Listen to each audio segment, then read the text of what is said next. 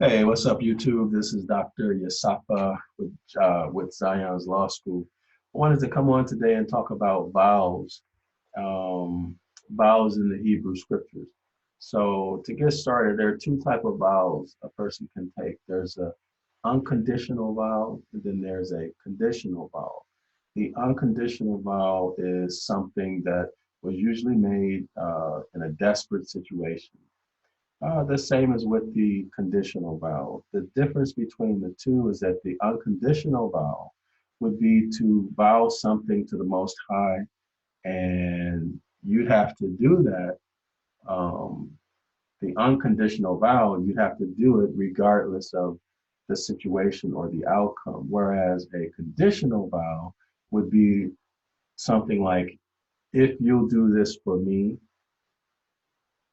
and you actually do it, then I'll do that uh, for you. So that's why it's called a conditional vow, because you're asking the Most High to do something for you, and then once you see that He's done it, then you're going to do something for Him. And again, the unconditional vow is just when you're going to say you're going to do something for the Most High. But in each case, even though the situation was a desperate or a dire situation, let's say for you, for the person who makes the vow is still binding. You can't get out of it without some type of, well, you just can't get out of it. Whether you experience something bad immediately or not, but in the Most High's eyes, you can't get out of it. You got to pay it. And you would have been better off had you not made the vow. But anyway, these are just a description of what a vow what a vow is. But there's something that I want to focus on that has really not much to do with that, but with uh, pagans and their conception of a vow and how that affects us today. And actually, how you actually see this in secret societies. And it is my opinion that this is the contract that these secret society people have with the demons. Okay, this is the scriptural basis of their contract. You can find it in the book of Numbers, chapter 30, verse 3. Interesting enough, 33. And we all know that that's an important number in Freemasonry and other secret societies. So the book of Numbers, chapter 30, verse 3, or Numbers, or number 33. Okay, so I'm just going to look right in the Strongs and I'm just going to read it out. So this is the this is the version of the Strongs that I'm dealing with today, and you can read through this on your own. So if you go to Strong's number 5087 and 5088, it's the same word. And for those of you who've taken my classes, you'll know that nouns and verbs, the same word can be a noun or a verb. Okay, you should know that if you've taken my class. All right, so let's look at 5087. That's Hebrews number 5087 and 5088. So these are synonyms, of course, right? They're synonyms. So we'll go to 5088. This is the word that's translated as vow, used as a noun, Okay, but remember, it's a synonym with the word that's translated as vow, used as a verb. Okay, so the only difference then is just a part of speech, right? But that affects the meaning. Those of you who've taken my class, you already know that. All right, so if you go to Strong's number 5088, and then you look at number 5, no, let's go to, 5. Let's go to 5C, and then we'll read down to 6B. It reads, starting at 5C, this is page, well, just starting at 5C, you can figure it out on your own. Starting at 5C, it reads, Here, even Gentiles express their thanks to capital God, presumably with a gift promised upon condition of deliverance. And then they're quoting Numbers chapter 21, verse 1 through 3. 5D. Such offerings may also be expressions of zeal for capital God, and they're quoting Psalms 22:25. We'll go on to 5E.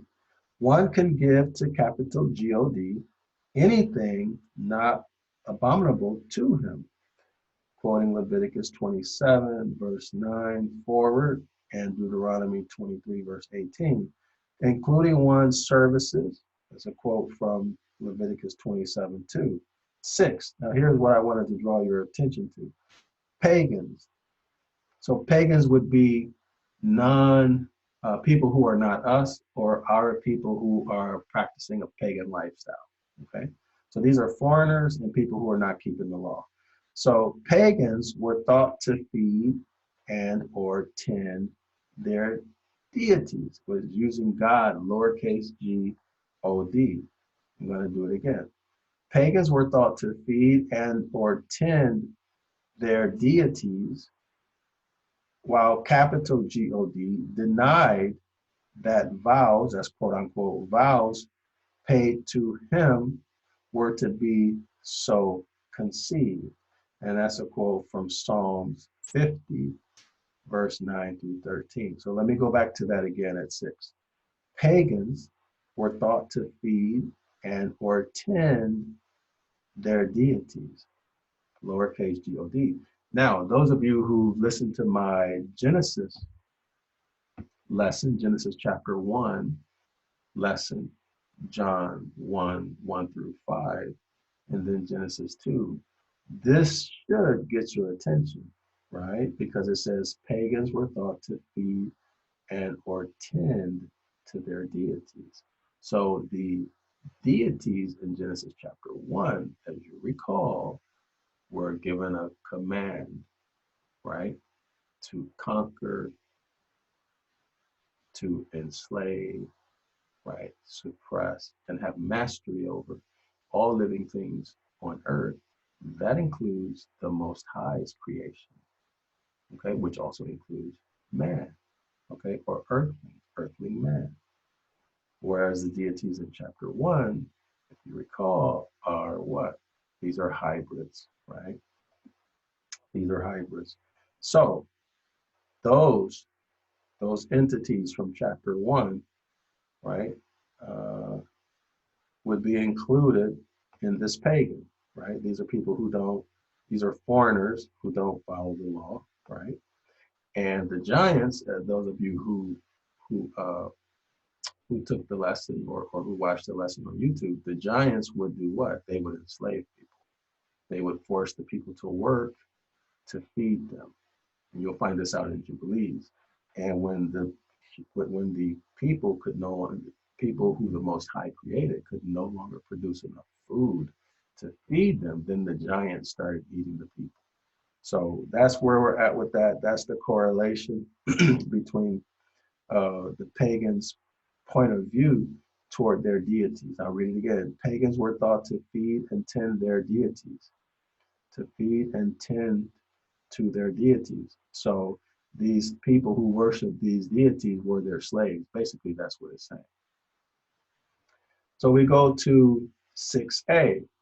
In paganism, the deity, lowercase god, rewarded the devotee because of and in proportion to his offering.